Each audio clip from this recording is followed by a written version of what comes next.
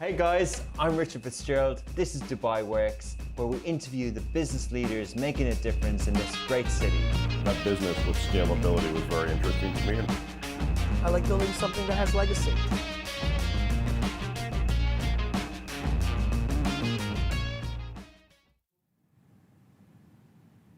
Good morning. Hi everyone. Welcome back to another week of Dubai Works Business Podcast. This week I'm with teleprompter's not working. Technical issues. Anyway, I'm looking forward to having a conversation with Charlie Weaving, the managing partner of LIVIT Hospitality, whose brands are well known in Dubai, Cove Beach, and the recently opened the bungalow at La Mer.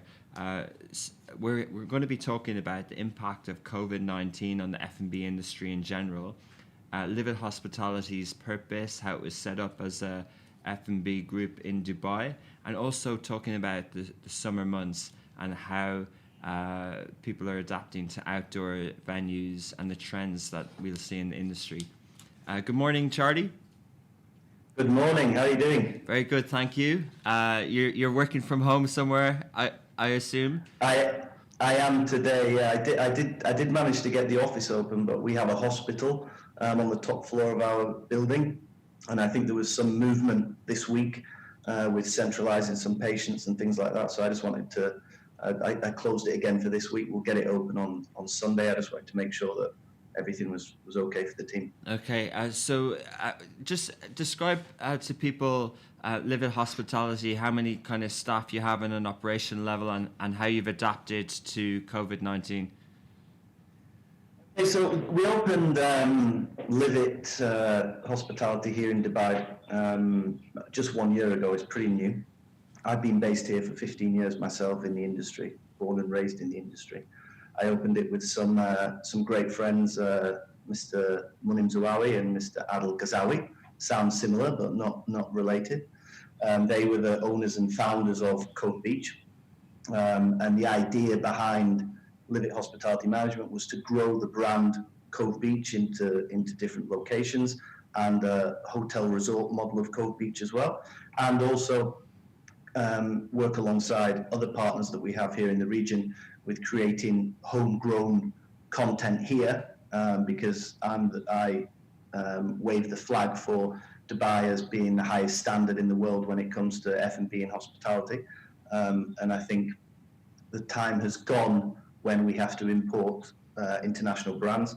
I think now it's time. Dubai is strong enough to create its own homegrown brands and export those.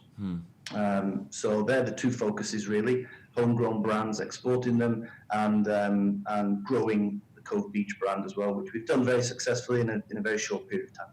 Interesting. Yeah, so just to give people a bit of context around hospitality groups, because a lot of people will be familiar with the F&B industry, the household names, the brands, the venues that they frequent, and they'll see a lot of the kind of activity online, and they recommend them to their friends.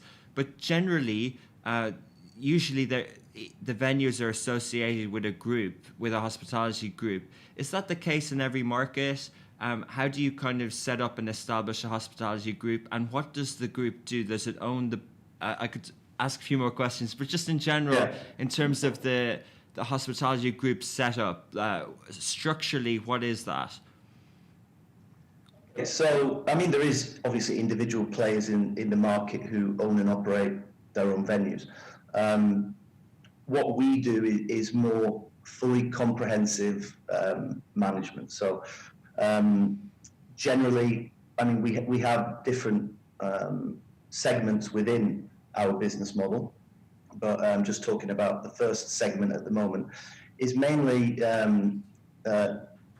overall management of the venues. So we just add another layer in between the in-house management and the asset owner to make sure that every box is covered, every box is ticked, the business is running up to the high standard, as profitable as possible, and then we grow the business out for them. We do a lot of work with Miraz, we do a lot of work with the Minor Hotel Group, where we bring in a specialist F&B predominantly hospitality service, where we have back-end infrastructure of the best hospitality legal people, the best hospitality HR, procurement, finance, etc., and corporate chefs and directors of operations, just to take on these businesses and grow them for the asset owners.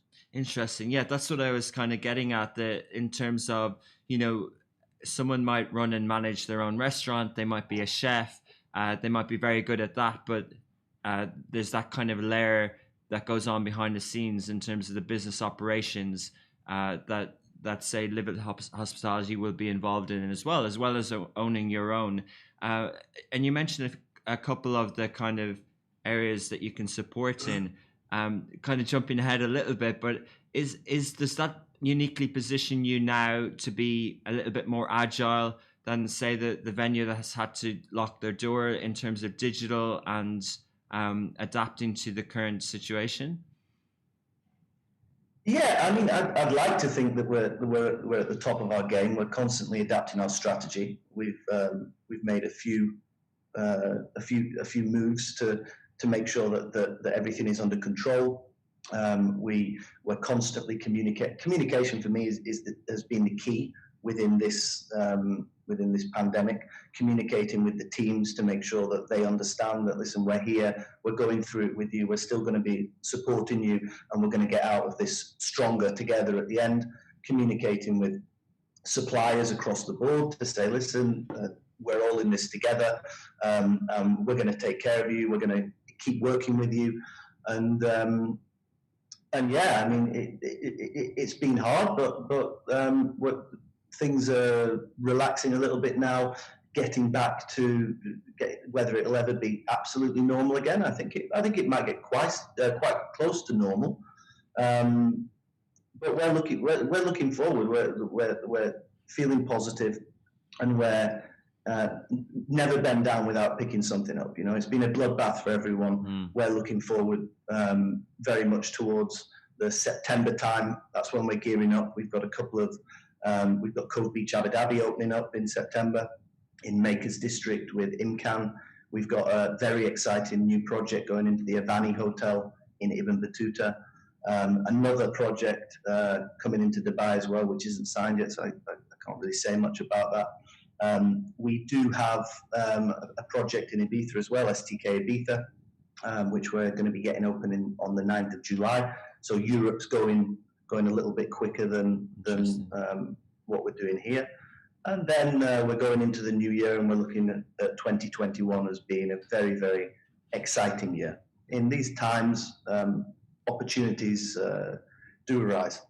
That's great. So overall, the sentiment is looking to the future, positive, not a drastic wholesale change in the industry, just a disruption and then a gradual reintroduction. Yeah, exactly. And obviously people are going to, due to what's happened, people are going to think differently about how they party, how they have dinner, etc. People are going to be naturally more hygiene conscious. I think the rules that have been put in place are very workable. I don't see why it's a problem for a waiter to be wearing a mask and gloves, and the tables being sanitized correctly, and the cutlery and crockery being washed in a different way to make sure it's 100% sterile. I think those are all things moving forward that you can keep in place. I think people are going to expect you to keep them in place. And even down to the spacing of the tables. I mean, does anyone really want to be sat less than 2 meters away from another group of people that they don't know? I personally don't like that. So if you're fortunate enough to have the space and you can get the numbers in to make it still commercially viable with having that distance, why not have that distance? Interesting. A lot of Dubai venues do have the space, which is one of the kind of benefits. And as you mentioned as well, Dubai does have some of the best hotels and some of the best hospitality service anyway, so it's uniquely positioned. Just going back to, your venues are a lot to do with quality of produce, but also in the experience. Is that difficult to kind of, some venues have been able to keep going with delivery and with digital adoption. Has that been difficult to adapt for the venues that you manage? I mean, the delivery element's not being too difficult, and the spacing element hasn't been too difficult either. No, as in, sorry, the kind of food venues that use delivery apps or have their own to home service. Have you kind of there's some trends in the F&B industry to bring the experience to people's homes as they work absolutely. from home and things like that. Yeah, I mean, it comes down to thinking out of the box, isn't it? It's no longer just cruise control. You need to find more revenue streams, and I think again it comes back to people's mentalities. A lot of people here have pools in their garden, for example. They might want to, once we get out of this a little bit more, instead of going to a busy pool venue or beach venue, for example, they might want the venue to come to them. The same when it comes to restaurants as well. I think there's going to be a big growth spurt in taking the experience to people's homes, and I think that could end up being a good revenue stream as well, together with hotel suites. Interesting. People renting hotel suites and taking the experience of the venues within the hotel into the suites for people, and providing that convenience. A unique thing that I experienced recently was the first boat party went out. Not boat party, but boat experience. Big separations between tables, etc. I thought people were very sensible, and it worked very well. But the best thing that I took out of that was, obviously, because you're not allowed to go to the bar because you don't want people congregating, so they bring the bar to you. So no longer do you have to stand up and go to the bar. You can stay on your table and get served on your table. So yeah, so the customer is actually going to win out of this. They just get more bespoke private service and experiences, which is great. Exactly. And a more comfortable space. Yeah. And the two venues that we mentioned, Cove Beach in Dubai and also the Bungalow, are in two kind of up and coming luxury areas, in Blue Waters and in La Mer. Can you talk about a bit of the decision making process of why you choose those areas, and what do you think people can look forward to in the future from those destinations? Oh, Blue Waters, obviously, it's going to be iconic with the big wheel. We have a great relationship with Caesar's Palace. We actually operated Cove Beach at the Venus Pool in Las Vegas last season. That was supposed to be a seasonal thing, but obviously with what's happening, that's not happened. So it was a relationship with Miraz and with Caesar's Palace, and we just found a great space, 90,000 square feet, just the most incredible space you could imagine. And with Bungalow, again, due to our relationship with Miraz, obviously we're inside the Laguna Water Park, which is another signature asset of Miraz, and we just saw amazing growth potential with that product. We wanted to do something that was super casual, accessible, fun, but still with the food standards, the service standards that people expect within Dubai. And the growth potential at Bungalow is incredible. The space itself is huge. We've also got a big backyard where we plan to be doing little mini concerts, which we're going to have to rethink now, in the Bungalow's backyard, and actually grow out into the water park and start doing some nighttime events in the water park, etc. And then it turns into a very unique but big potential product. So what do you think the secret is to attracting a vibe and an experience and making a place, an it place to go to? Do you think how do you do it? Can't give away all the secrets. It's been 20 years of making mistakes to find the correct formula, and there is a correct formula. It does come down to the brand, the look, the feel, the elements within the venue. I try to tick as many boxes as possible. For example, with Bungalow, you've got the TVs, you've got the sports, you've got the gaming element, you've got the outdoor element, you've got the inside element, you've got the lounging element, you've got the restaurant element. Tick as many boxes as possible. And but it also comes down to the whole flow with inside the venue, where people come in, where people are positioning the right groups in the right place to build the vibe. Lighting is incredibly important. Music, not only the style of music and the adaptation of entertainers as well. We really like an open format model. So a lot of our DJs, they can do a really long 4-hour tech house set, for example, but they can also do an R&B and hip hop set, and they work the crowd. They're testing it all the time. What is the crowd reacting to best, and then they go that direction. That's something that we really focus on, and it's a series of things that if you're not completely immersed in the industry, you can't understand how to position everything. It's like a jigsaw. Interesting. Yeah, I don't know too much about it, so it's always fascinating to see how places become popular. And when you go as a consumer, you know that they've done a lot of things right in terms of experience and things like that. So I was just wondering, it's interesting to say that there is a formula. In terms of a formula, might be experience and trial and error, but going back to what you said earlier about taking Cove Beach and bringing it elsewhere. Is it plug and play, or how do you set up Cove Beach in, say, Bali? How do you make it work there? First of all, you need to get everything 100% right before you even think about taking it to different places. It took us a while to get everything in order. We feel now that we have the infrastructure within LIVIT, which manages the asset, and we feel that we've ironed out all of our normal issues that new businesses have.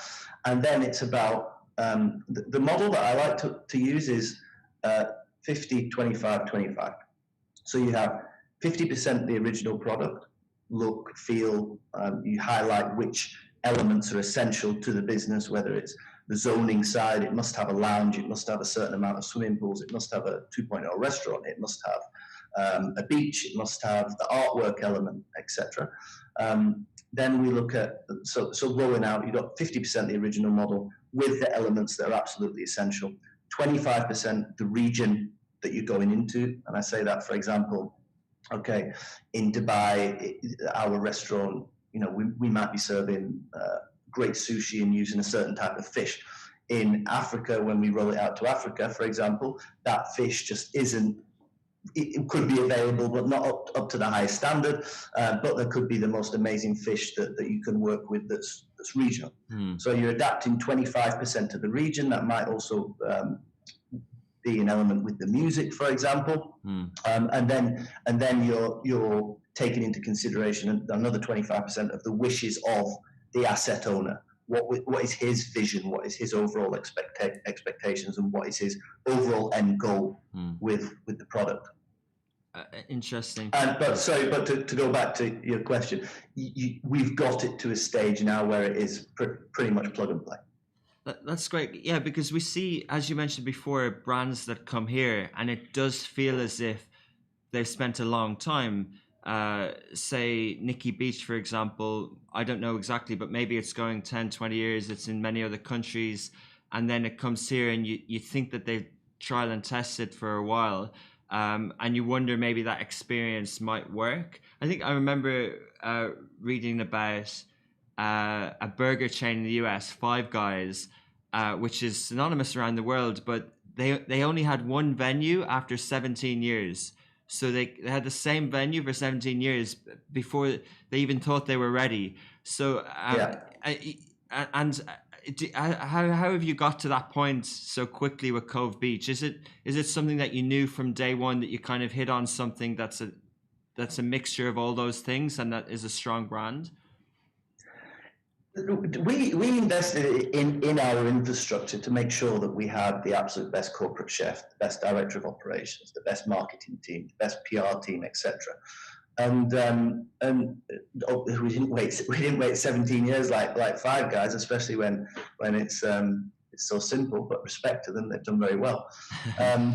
We just wanted to get all of our ducks in a row, everything packaged up. We expedited it faster with investing in our infrastructure, and ready to make the move. I think the difference of what LIVIT does versus some other brands is that we have the brands, but we also have the comprehensive management.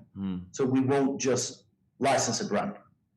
There's lots of brands that say, okay, give us X amount of money, we'll put the name above the door, we'll send you, these are our guidelines, now crack on. We don't do that.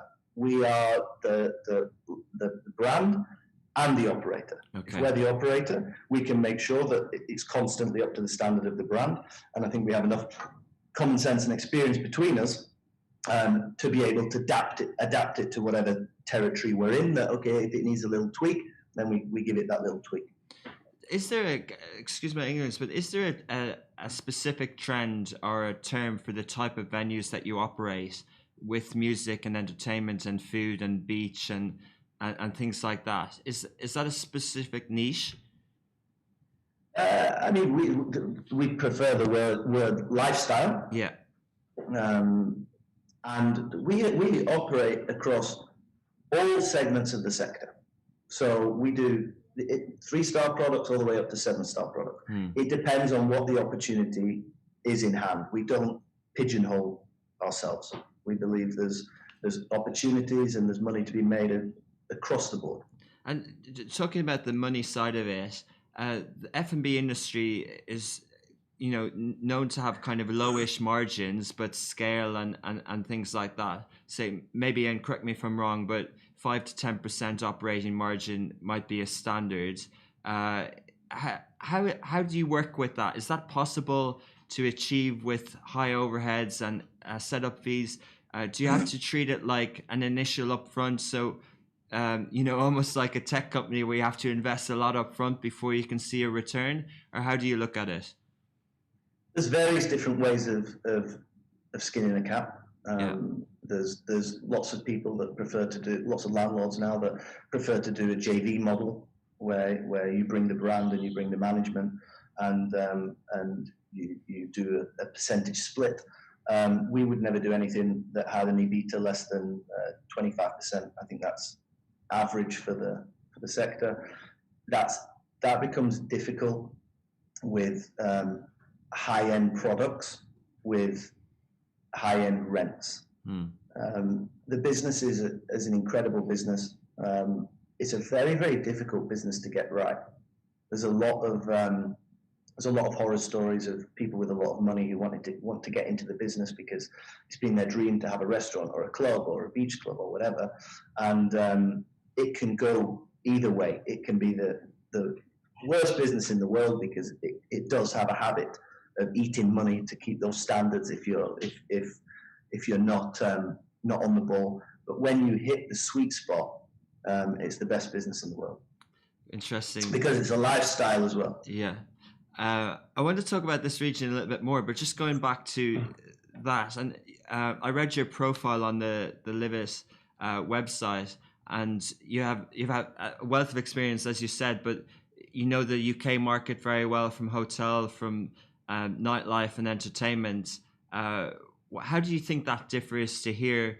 Do you think you could be doing LIVIT hospitality in the UK as well at the moment? And yeah, how's your passion grown for this region? I love this place. Dubai is my home. I've been here 15 years. I was traveling on my way to Asia in 2005, and I stayed in the marina in Al Futtaim Tower on a high level floor, and I looked out at the development of Dubai Marina, and I said, "Listen, I've got to be here. This is where the opportunities are." I went back home. I packed up, and I moved here with nothing, and I'm ready to go. When it comes to the focus on UK and Europe. Obviously, we have interest in the UK and Europe, and LIVIT focuses internationally. Our main focus, we're open to any opportunity, and we have an idea of where we want to go, but it all depends on the local partner, the situation. You know, we're open to anything. Africa is a big one for us. We've got a lot going on in Africa. Asia is the focus point for us as well. Where in Africa, for example? We've signed 4 hotels in Ethiopia. Oh, wow. So Ethiopia is incredible. What a beautiful country and a great opportunity. Yeah, Africa's a big sweet spot. Benin, we're doing Cove Beach resorts in Benin. Wow. We're doing Cove Beach resorts in Ivory Coast, and we're doing Cove Beach resorts in Cape Verde. Oh, really? Now, the beauty of this and how we can and how we're supporting our peers in our sector here is everything that we're doing in Africa and potentially soon in Asia as well is all Dubai driven. So all of our legal contracts are getting done by Dubai lawyers. All of our interior design, architectural design is getting done by Dubai architects and Dubai designers. All of our marketing is being channeled through Dubai marketing agencies. Our hit teams, which go into these businesses to get things on the feet, are all people that we employ here in Dubai as well. So that's something that I think, even though we're expanding into different countries, we're still pumping our sector here in Dubai as well. So clearly you love it. Getting excited about Africa. Yeah. No, it's amazing, and also, you know, you've obviously seen it grow, and I think that's to have that perspective now makes, I think, people who've gone through a tough few months have confidence that it's going to bounce back. And you know, I think you know, the potential of Dubai in the region is enormous. Like sometimes in our space in media, but also in the F&B, you think of the current population, but actually if this city grows in the way that big global cities grew in the last few decades and the last century, then this city can grow 10 times bigger in different ways. So I think it's interesting to look at it that way as well. Like say, you know. Please. I mean, we obviously, you know, we've had. Sorry to interrupt you. You know, we've seen elements of saturation certainly within the high-end restaurant market and high-end nightclub market. I think that's stabilised now. There is opportunities. I personally feel that we need to put in a few more accessible products into the market with a slightly lower price point. I think there is a slight gap there, and I think you know, Dubai will always get it right. We always come out strong. We always work the correct formula to make it happen. Tourists love Dubai. I saw an article the other day through British Tourism Association or whatever it was, and it showed the searches from April from British people searching for flights and hotels online, and it showed 2019 versus 2020, and it showed May, June, July, August, the searches were about 50% less than 2019, but September, October, November, December, they were nearly double to 2019. And the top 3 countries were, for the UK tourists, Spain, USA, and UAE.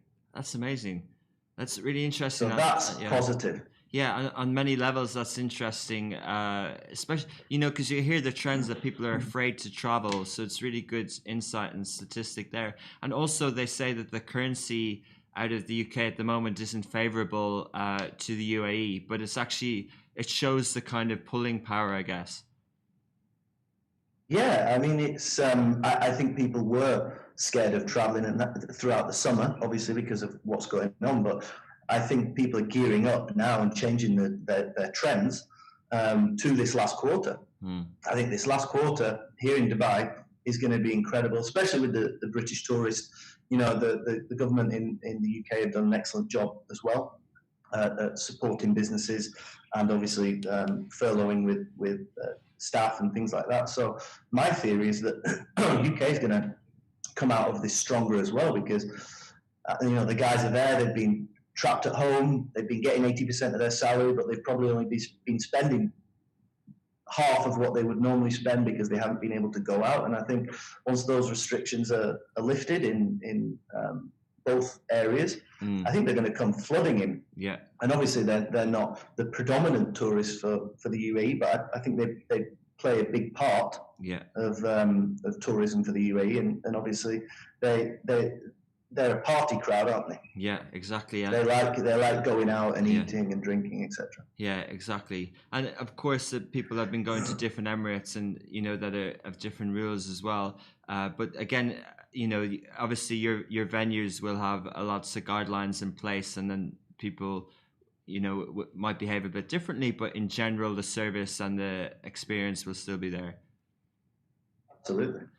Just going back, a question about operating out of Dubai for other markets. Does that put pressure on the overheads and the margins in those countries? Or how do you view that in terms of staff and resources on, say, Dubai salaries? Yeah, it's a great question. Let's take Africa for an example. Ethiopia, incredible market.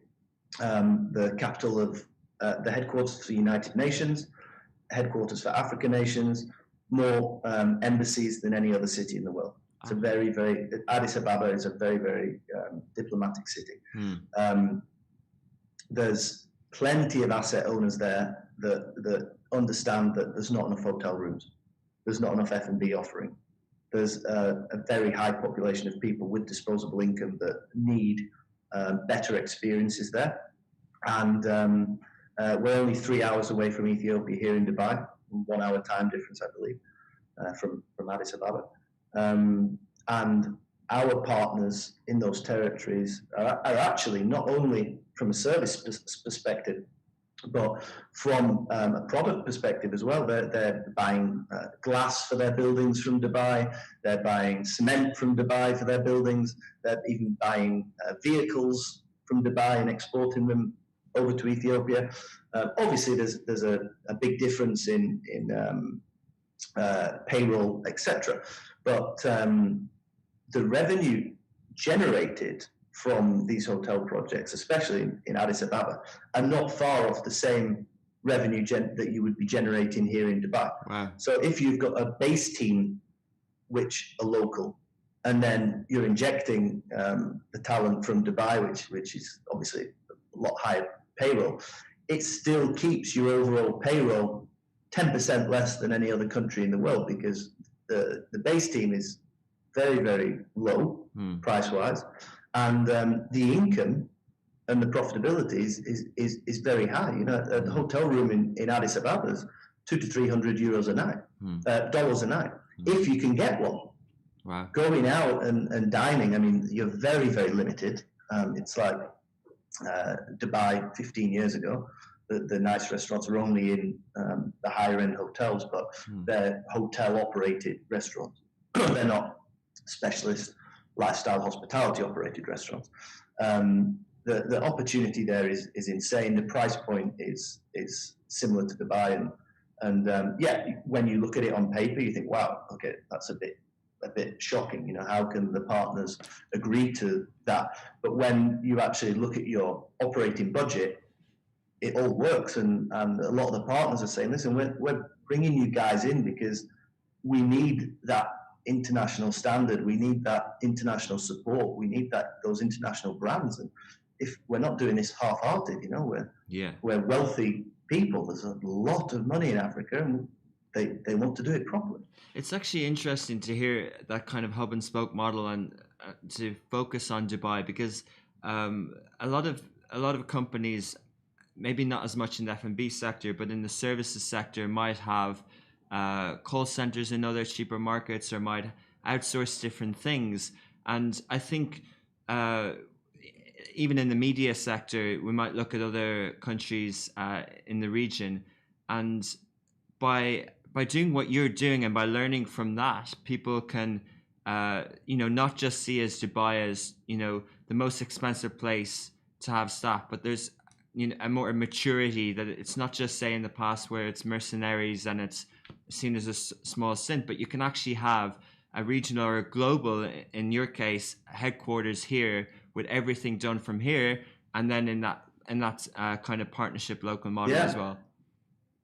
Absolutely. I mean, it's quite interesting you said that about the call centers. Yeah, it's not far off. We know that he has got the best talent pool in the world, in my opinion, when it comes to the staff for our sector, and we're right in the middle of the world. It's easy for us to get everywhere, and people want our standards. People come to Dubai because it's the most luxurious, it's the most high standards. And now we just looked at it. Okay, let's explore our standards. Interesting. Talking about talent and staff, how do you go about training people in? Are they from hospitality courses in Dubai? Do you bring them in? How do you get them on brand? And also, how have you kind of worked with that in the last few months? Obviously, without the venues being open. I mean, we have dedicated training managers who are constantly in the venues focusing on the training. We have all of our manuals to a very, very high standard, which has been all of our different experiences put into place. And regarding operating outside of Dubai, we have a hit team. So we send in a couple of operations managers, we send in our corporate head chef, we send in our HR manager, we send in one of our finance guys, we send in our beverage manager, and they go into these venues about 2 months prior to opening. Super aggressive training program, and then they stay in the venues until they are confident that everyone is up to standard. Okay. And then on an every 2-week basis, you'll get one of those departments going over to check up and brush up on what's happening and what's being done to make sure that we're operating to the standard that we need. And moving forward on that as well, the career opportunities for people in your venues, working upwards, getting promotions and things like that, and going to other places around the world, is that something that you look to establish and encourage? Absolutely.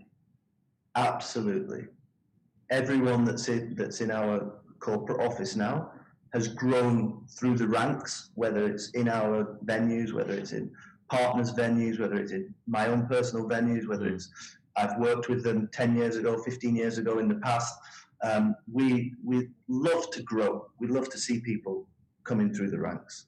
That's a big ethos for us. We don't just go out and get the big CV from the guy who's got the best qualifications.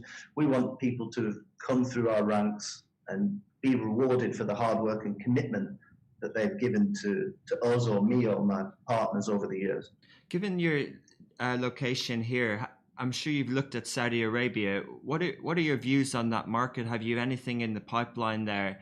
And how would you tailor your product for that market? I mean, it's a very, very exciting market. We have had opportunities come in front of us for Saudi Arabia, obviously, and they continue to come. My partner, Adel Ghazawi, is actually quite a prominent businessman from Saudi Arabia. So I'm really letting him take the lead on that, because when he says, okay, this is the right opportunity, then we'll pull the trigger. And the right time as well. The right time. Because I think part of the kind of Vision 2030 over there is a lot to do with hospitality staff and providing employment to Saudi nationals in venues and things like that. Would that play a part? You mentioned, at Asaba, there's a lot of staff there that can work in your venues. Is that something that you would, that 25% that your venues in Saudi would be managed and operated by local people? Absolutely. If you've got the heart for the business and you really want the job, anybody is trainable. So, and when please continue. Yeah, sorry. Yeah, and whether they're new to the business or they've been in a different part of the business. when you train, it's not only an advantage for the business, it also gives the team member that you're training, a real passion, and it shows them that the operator is investing in them as well.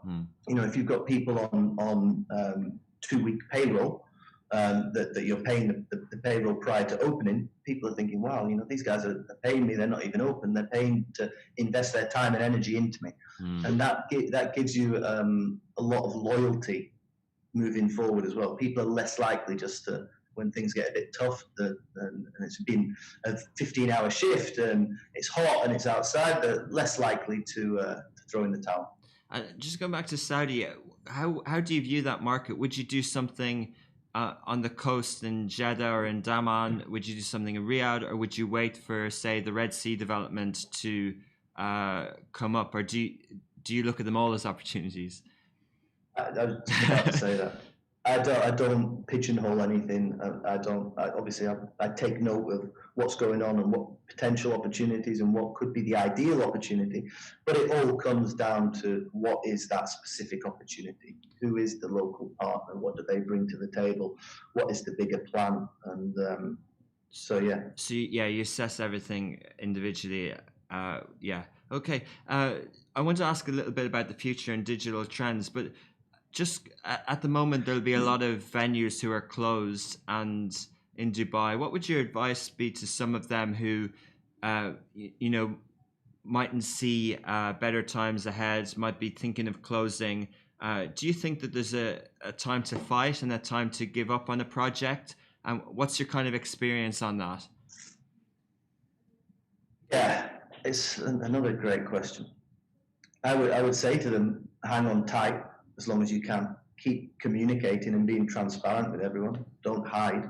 Communicate with your landlord. Say, listen, it's my honest situation. This is where I'm at. Communicate with your team. Communicate with your suppliers. Exhaust it. Exhaust every possible avenue. Whether it's you completely change your model into a delivery model, or you change locations, or you go into a satellite kitchen because you're seeing that your restaurant's not getting full, but you're smashing it on Deliveroo, for example. Really analyze the business and push as hard as you can down every avenue. Now, if it gets to a certain stage where it's just not happening, then in my experience, you can't get too personally in love with these businesses. You can't have ego. It's the hospitality sector, restaurant, bars, nightclubs, beach clubs, opening and closing all the time. It doesn't matter how good you are. You're always going to have a couple that just end up after a certain amount of time, or due to certain circumstances, just don't work. And my advice from a business perspective would be, cut when it's the right time to cut, and don't have shame that you've had to do that. Not be emotionally attached, but also do everything you can. But then probably not pivot too much. If your venue was busy beforehand, not to change too much now, maybe. Yeah, I mean, adapt. Okay. Adapt to what you've got to deal with. What about the digital trends? You mentioned Deliveroo, and at this time, people are writing about how travel might change, how experience might change. They're talking about lots of different things, software with hardware, with things like that. Are you looking for LIVIT? Are you looking at changing anything digitally at the moment? I mean, when it comes to marketing, obviously, we're a huge part of our marketing. Most of our marketing is digital, and that's an important element. When it comes to apps and things like that, of course, you're going to have to implement some clever things within the venues. The QR scan where it goes onto your phone and you can order from your phone to give minimal contact. I think that's quite nice anyway. It also saves money on printing menus and things like that. And yeah, I mean, as these things come about, of course, we'll adapt. And also, do you have kind of loyalty programs, and are you building apps for LIVIT or for Cove Beach, or is there anything like that?